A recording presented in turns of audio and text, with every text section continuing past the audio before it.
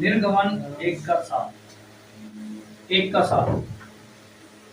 परंतु इसराइल की संतान फूलने फलने लगी और वे लोग अत्यंत सामर्थी बनते चले गए और इतना अधिक बढ़ गए कि सारा देश उससे भर गया।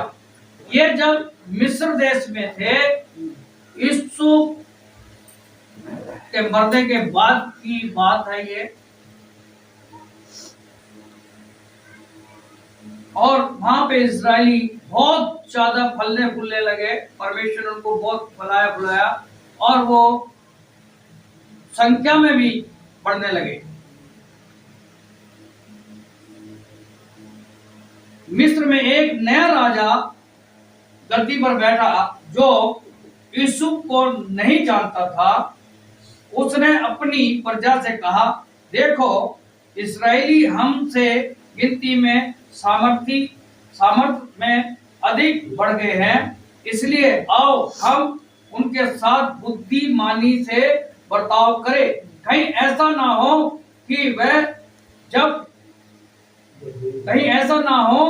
कि जब वह बहुत बढ़ जाए और यदि संग्राम का समय आ पड़े तो हमारे बैरियों से मिलकर हम से लड़े और इस देश से निकल जाए। इसलिए उन्होंने उन पर बेगारी करने वालों को नियुक्त किया कि वे उन पर भार डालकर उनको दुख दिया करे और उन्हें फिरौन के लिए पितोम और रमेश नामक भंडार वाले नगरों को बनाया। पर ज्यों-ज्यों वे उनको दुख देते गए, त्यों तो वो बढ़ते और फलते चले गए।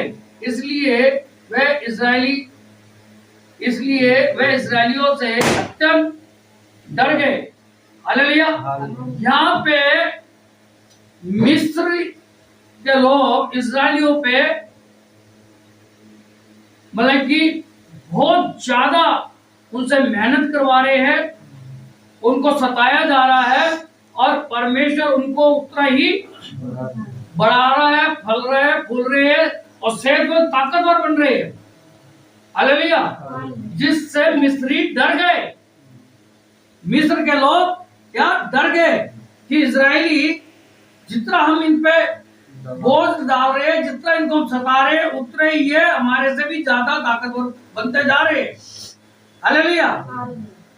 नो मैटर कि हमारे जीवन में कितना ही दुख क्यों ना आ जाए, परमेश्वर हमें और बलवंत करता है। विश्वास होना चाहिए मनुष्य को, परमेश्वर हमें और बलवंत करता है। अगर हमारा विश्वास क्या है ये देखो, हम उस परेशानी को देख रहे हैं या उस परमेश्वर को देख रहे हैं जो परमेश्वर हमें सामर्थ्य दे सकता है, हमें और बढ़ा सकता है, हमें और सेहतमंद तंदुरुस्त बना सकता है। हालेलुया। यहाँ पे जितना उनके ऊपर उन लोगों ने सताया, उनको उन पे बोझ डाला, उतना ही परमेश्वर ने उनको और भी तंदुरुस्त और मजबूत और फलवंत करा। हालेलुया। और वो बढ़ते चले गए। तो भी इस्राएलियों से कठोरता के साथ सेवा कराई और उनके जीवन को गाढ़े ईंट और खेती के भांति के काम की कठिन सेवा से दुखी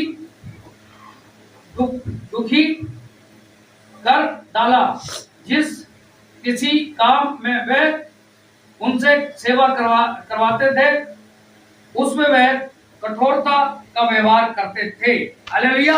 यानी कि उनके साथ बहुत ज्यादा कठोरता के साथ व्यवहार करते थे। उनको सताया जाता था, उनको दुखी किया जाता था और उससे जबरन काम कराया जाता था। हालेलुया।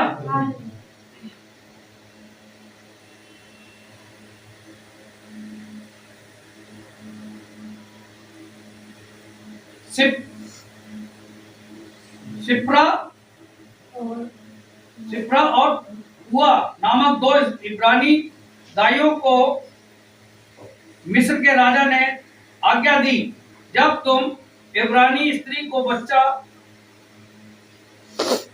उत्पन्न होने के समय प्रसव के पत्थरों पर बैठी देखो, तब यदि बेटा हो तो उसे मार डालना और बेटी हो तो जीवित रहने देना।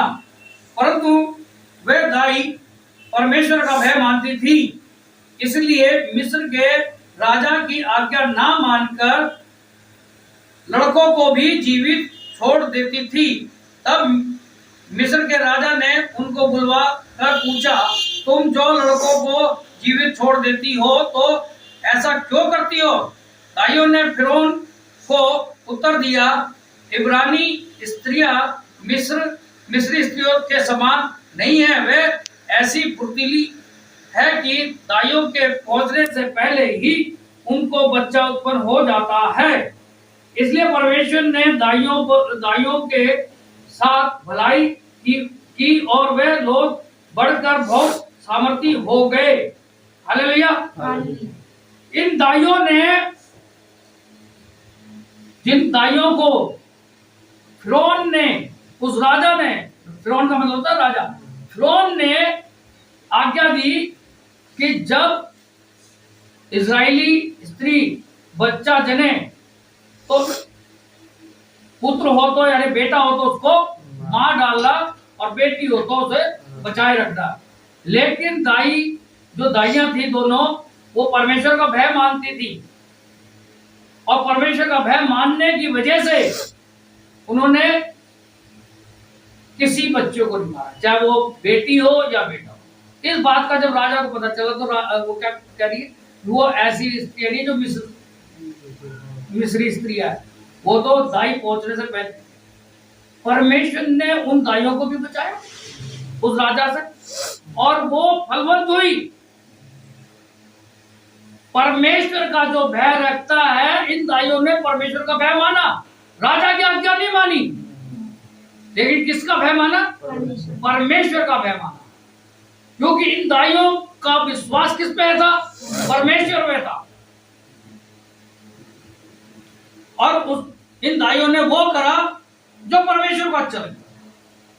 आज हमारे में से बहुत से ऐसे हैं, मैं नाम लूंगा तो अच्छा नहीं लगेगा, कि परमेश्वर की आज्ञा को टाल करके हम अपनी इच्छा की इन दाइयों ने अपनी जान की परवाह नहीं की। अगर राजा चाहता तो इनके साथ कलम करा सकता था, है? लेकिन परमेश्वर ने राजा के हाथ से भी इनको बचाया दाइयों। अगर अभी मैं हाथ उठवाऊंगा, यहाँ एक भी हाथ नहीं उठेगा जो परमेश्वर की आज्ञा के अनुसार चले हो। मैं कड़वा बोलता हूँ, सच बोलता हूँ। हम आज्ञा को, परमेश्वर की आज्ञा को तुच्छ जानते हैं। इन्होंने अपनी जान की परवाह नहीं करी दाइयों ने, लेकिन इनका भरोसा किस पे था? विश्वास किस पे था? परमेश्वर पे। हालेलुया। हमारा विश्वास किस पे है? परमेश्वर पे। आज बहुत से, मैं कहना नहीं चाहता, लेकिन परमेश्वर चाहता है बोलो तो बोलूंगा। मेरा लड़का अगर बिगड़ा हुआ है, मैं कहूंगा यार नहीं यार, इसकी शादी का तो सुधर जाएगा। 2 जिंदगी और खराब करते और हो सकता है उनके आने वाली और नस्ली भी खराब हो। हम परमेश्वर की योजना को तो भूल जाते। परमेश्वर अपने समय पे सब काम करता है। जो फसल समय में काटी जाती है, पहले समय से पहले काट लोगे। हर चीज का समय। मुझे बहुत सारे दर्शन आते हैं, बहुत चीज मेरे को पता होता है, मैं अंदर रखता हूँ, बहुत कुछ दिखता है। जो आ रहे हैं वो उनका भी, और जो नहीं आ रहे हैं, जो आ रहे हैं उनके भी, जो नहीं आ रहे उनके विषय में। हालेलुया। परमेश्वर, क्योंकि परमेश्वर के दास जो है उन पे परमेश्वर प्रकट करता है। लेकिन ना मानने की बात है, ना मानो, जो बोगे। हालेलुया। इन दाइयों ने अपनी जान की परवाह नहीं की और उन मासूम बच्चों को बचाया। हालेलुया। हालेलुया।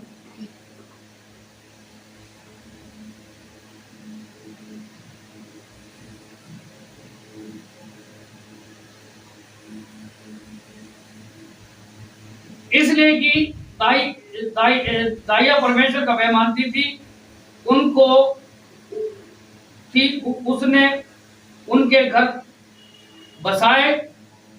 किसने घर बसाए? परमेश्वर ने उन दाइयों के घर बसाए, उनको फलवंत किया, क्योंकि इन दाइयों ने परमेश्वर की आज्ञा मानी। हालेलुया। हालेलुया। तब फिरौन अपनी सारी प्रजा के लोगों को आज्ञा दी, इब्रानी के जितने बेटे उत्पन्न हो, उन सबों को तुम नील नदी में डाल देना और सब बेटियों को जीवित रहने देना। हालेलुया। अब ये इस फिरौन ने अपनी प्रजा को आज्ञा दे दी, वहां के लोगों को आज्ञा दे दी। हालेलुया। क्योंकि इजराइली मिस्र देश में परदेसी होकर के रहते थे, और ये राजा जो अब है फिरौन, ये यूसुफ को नहीं जानता था कि यूसुफ इस देश के लिए कितना फायदेमंद रहा, इस देश के लिए कितना प्रॉफिट रहा। इस देश को बचाने के लिए अकाल में परमेश्वर ने यूसुफ का इस्तेमाल करा, और उस वक्त का जो फिरौन राजा था, उसने यूसुफ को प्रधान बनाया, प्रधानमंत्री बनाया उस देश का। ये नहीं जानता था। हालेलुया।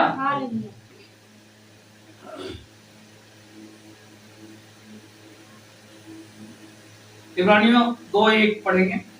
लेविय के घराने के एक पुरुष ने एक लेवी वंश की स्त्री से विवाह कर लिया। वह स्त्री गर्भवती हुई और उसके एक पुत्र उत्पन्न हुआ, और यह देखकर कि बालक सुंदर है, उसे 3 महीने तक छिपाए रखा। जब वह उसे और छिपा ना सकी, तब उसके लिए सरकंडों की एक टोकरी लेकर उस पर चिकनी मिट्टी और लार लगाई, और उसमें बालक को रख कर नील नदी के किनारे सरकंडों के बीच छोड़ाई। उस बालक की बहन दूर खड़ी रही कि देखे उसका क्या हाल होगा। तब फिरौन की बेटी नहाने के लिए नदी के किनारे आई। उसकी सखिया नदी के किनारे टहलने लगी। तब उसने कांसों के बीच टोकरी को देखकर अपनी दासी को उसे ले आने के लिए भेजा। जब उसने उसे खोलकर देखा कि एक रोता हुआ बालक है, तब उसे तरस आया, और उसने कहा, यह तो किसी इब्रानी का बालक होगा। तब बालक की बहन ने फिरौन की बेटी से कहा, क्या मैं जाकर इब्रानी स्त्रियों में से किसी दाई को तेरे पास बुला ले आऊं, जो तेरे लिए बालक को दूध पिलाया करे। फिरौन की बेटी ने कहा, जा। तब लड़की जाकर बालक की माता को बुला ले आई। हालेलुया। यहाँ पे फिरौन की बेटी यानी राजा की खुद बेटी नील नदी पे आई है, उसको बालक मिला, और उस बालक की बहन देख रही थी इस बालक का क्या होगा, लेकिन परमेश्वर ने उस बालक को बचाना था,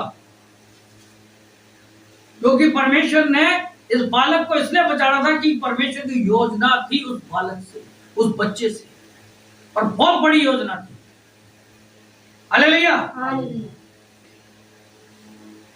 उस बालक को बचा लिया, और वो गई, और उसकी माँ को ही, उस बालक की बहन गई और उसकी माँ को यानी उस बालक की बहन है तो उसकी माँ ही होगी, और उसको ले आई ताकि उसका दूध पिलाए। हालेलुया। फिरौन की बेटी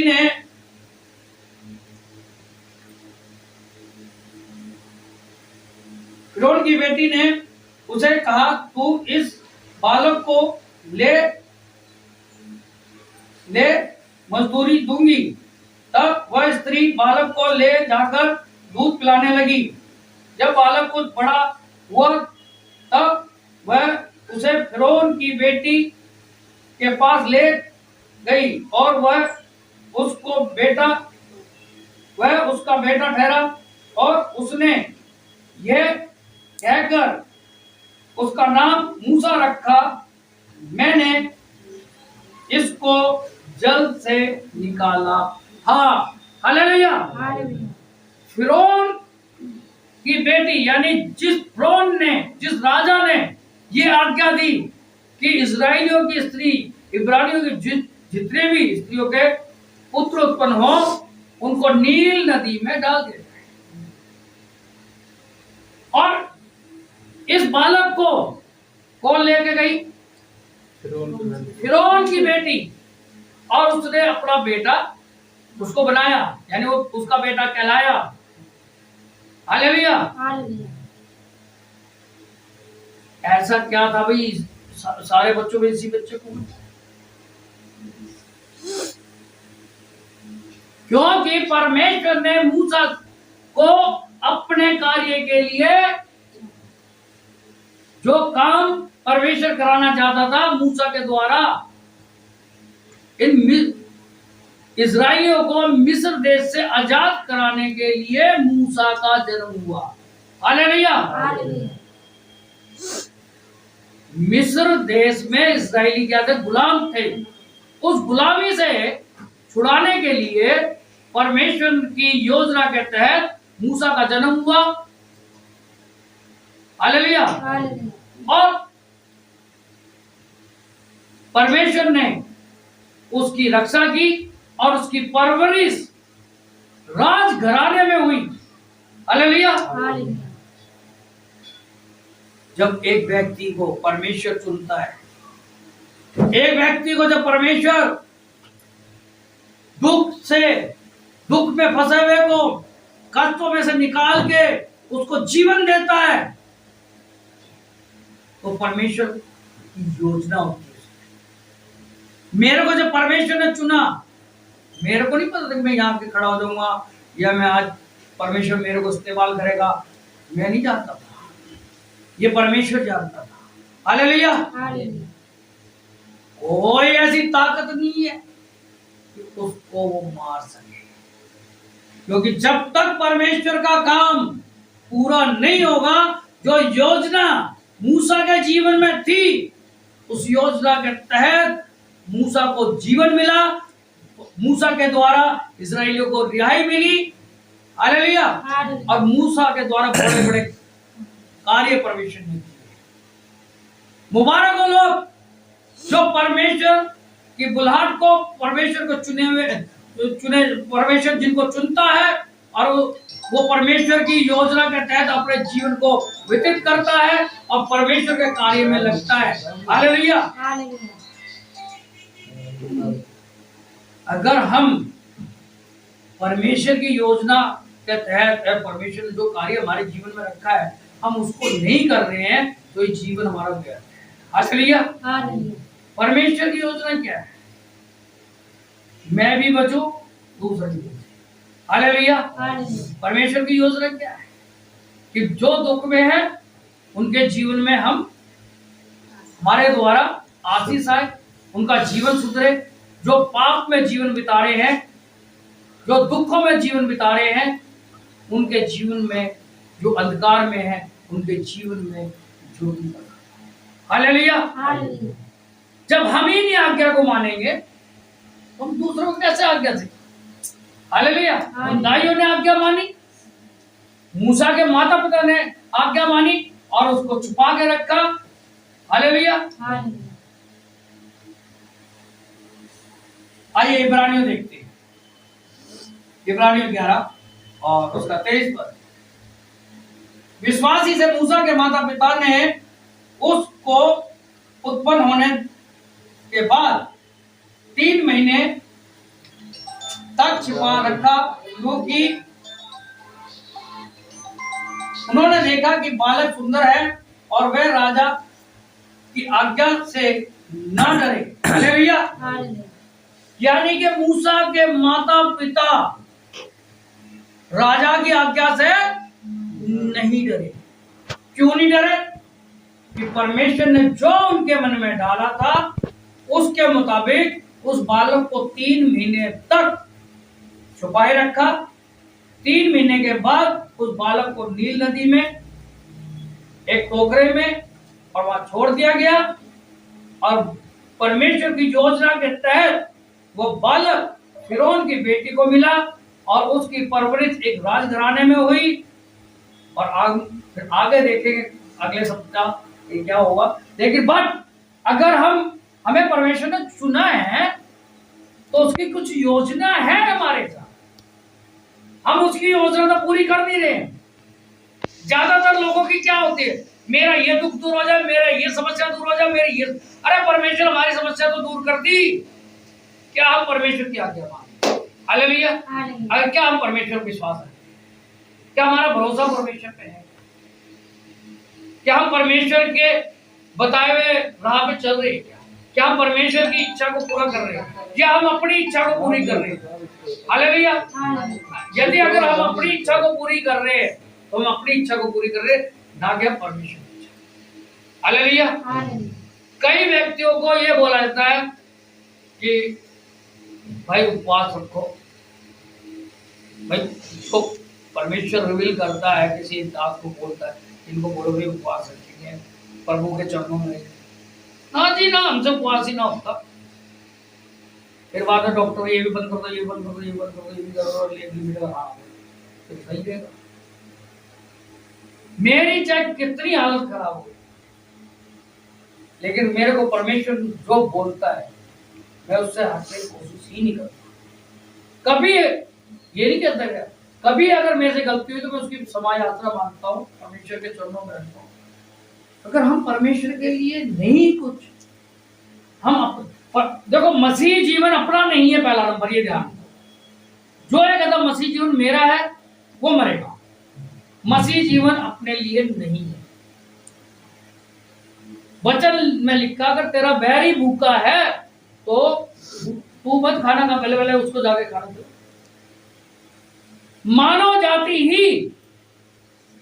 जाति की सेवा ही मसीह जीवन है। अगर मेरा पड़ोसी दुख में है, मैं उसके जाकर के उसको नहीं देख रहा हूं तो मेरी गलती है। हमारे पास सबसे बड़ा हथियार क्या है? प्रेयर करने का है। हम उसके लिए प्रार्थना करें, उसके जीवन की ये परमेश्वर का आगे अरदास लगाए। हालेलुया।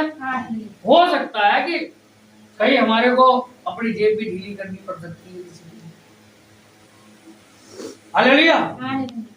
मसीह जीवन अपने लिए नहीं है। प्रभु यीशु मसीह इस दुनिया में आया, उसने दुख सहा, तकलीफ सही, किसके लिए? इस संसार के लिए। हालेलुया। जब हम क्रूस को देखते तो क्या देखते? क्रूस को 4 दिशाएं, पूरा पश्चिम उत्तर तक की 4 दिशाएं, यानी पूरा संसार। पूरे संसार के लिए हमारे प्रभु यीशु मसीह ने अपनी जान दे दी, हमें बचाने के लिए अपनी जान दे दी। और हम क्या कर रहे हैं? हमें ये नहीं कि बिरयानी पाड़ने के लिए रखा है जी, हम खाने पीने के लिए रखा और कोई काम ही नहीं रह गया हमारे पास। कुछ लोग सोते ही रहते हैं, कुछ लोग खाने में ध्यान रखते हैं। हालेलुया। अरे भैया, मसीह जीवन प्रार्थना में जीवन है। अगर हम प्रेयर नहीं कर रहे हैं, प्रार्थना नहीं कर रहे हैं तो बेकार है। हम जिस देश में रहते उस देश के वफादार नहीं, उस देश के लिए हम विनती प्रार्थना नहीं करते, निवेदन नहीं करते, बेकार है हमारा जीवन। कि हम जिस देश के हैं, जिस देश में परमेश्वर ने हमें रखा है, उस देश के लिए हमें जो है ना